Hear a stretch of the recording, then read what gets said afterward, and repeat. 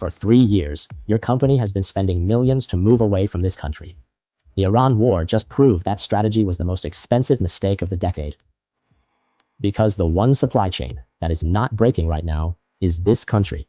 Before I show you the data, if you're a Western executive navigating business strategy, hit subscribe. This channel exists specifically for you. Here's exactly what you're going to get in the next 6 minutes. Stay to the end. The 90-day pivot moves alone are worth it. I'm Adi Choi, strategic advisor for Western CEOs on China strategy, officially appointed mentor by the Chinese government. Let me show you the story of the past 3 years in one sentence. Every major Western corporation, German manufacturers, American tech firms, British retailers, spent the last 3 years being told the same thing by the same consultants. De-risk from China. Move to Vietnam. Move to India. Move to Mexico. And they spent billions doing exactly that. Here is what the Iran war just revealed about that strategy. Now here is what happened when the Iran war began on February 28, 2026. The companies that spent 3 years de-risking from China discovered the hard way that they had built a supply chain that depends on Middle Eastern energy, congested alternative ports, and still relies on Chinese critical materials. Just at a higher cost and with worse relationships. Do you agree? Leave your comment below. Now, let me show you what actually happened to China's supply chain when the Strait of Hormuz closed. Here is what that means in plain language for your supply chain. The companies that stayed in China or maintained serious China partnerships are operating with a more stable cost base right now than the companies that spent 3 years repositioning away from it. While Western corporations were paying consultants to move away from China, the UK Prime Minister flew to Beijing to rebuild the relationship. Germany is in advanced trade talks. France is expanding business delegation visits. The executives who are moving first in 2026 are not moving away from China. They are moving toward it on better terms than they could have negotiated in 2022. Tell me in the comments, which part of your supply chain feels most exposed right now?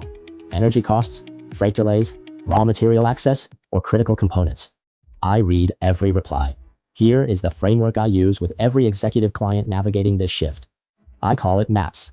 Each letter solves a specific pain the Iran war and the failed decoupling strategy have just made urgent. Your China Plus One markets, Vietnam, India, Southeast Asia, are not just supply chain alternatives. They are also facing the same energy shock that is hammering your European and American customers. China's 1.4 billion person domestic market is not. While your competitors are trying to survive the energy shock in their existing markets, you could be building revenue inside a market that is structurally insulated from that exact shock. That is a structural advantage, not a nice to have. The most expensive mistake I see Western executives make when they decide to re-engage China, they go back through the same commercial channels, distributors, agents, platforms that failed them before. In China, government relationships are not a nice to have. They are the infrastructure through which market access, policy benefits, business matching, and regulatory clarity all flow. The executives who are engaging China right now, in Q2 2026, are building institutional relationship capital, while their competitors are paralyzed, rerunning their failed decoupling analysis. In 2 years, that relationship moat cannot be bought quickly. China's Greater Bay Area, Shenzhen, Guangzhou, Hong Kong, is running live incentive programs for foreign enterprises. Enterprise zones, talent policies, tax structures designed specifically for Western firms. I sit inside that system as an officially appointed mentor, and I can tell you directly, the policy environment for Western firms re-engaging China in 2026 is one of the most favorable I have seen in a decade. Beijing watched Western corporations leave. They want serious partners back, especially now. But policy windows do not stay open indefinitely. The executives who move in Q2 and Q3 2026 will capture the best terms, the best introductions, and the best positioning before the next wave of late movers floods in. Your current supply chain, even if you ran a China Plus One strategy, still has critical materials exposure to China. The tungsten in your semiconductors, the rare earth minerals in your electronics, the lithium in your battery supply chain. You didn't decouple. You just added cost and complexity. A China supply chain strategy in 2026 is not about replacing everything you built. It is about building a direct, resilient track.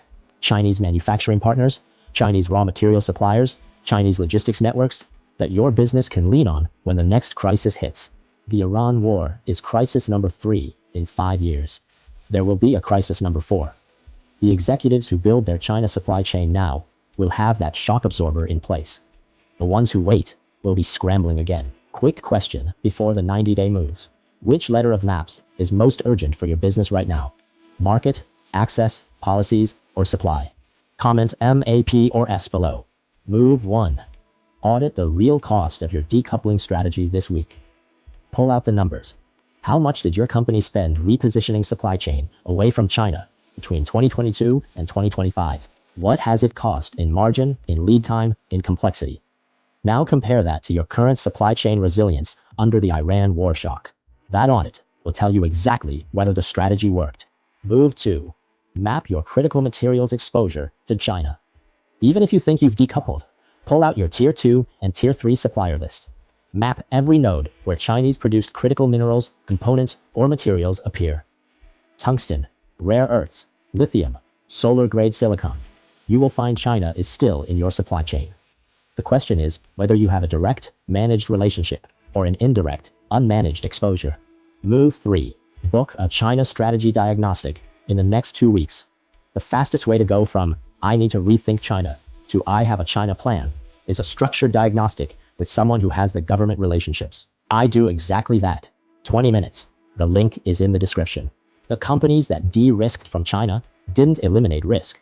They traded a manageable, well-understood risk for a fragmented, more expensive, and, as the Iran war just proved, a more vulnerable supply chain. The executives who win in 2026 and 2027 are not the ones still running the decoupling strategy. They are the ones who read the data and recognized that the strategy was wrong. Market, access, policies, supply. Each one is a door that your competitors haven't opened yet. You just have to decide to open it first. Subscribe for more. And if you're ready to build your China plan now, book your diagnostic below.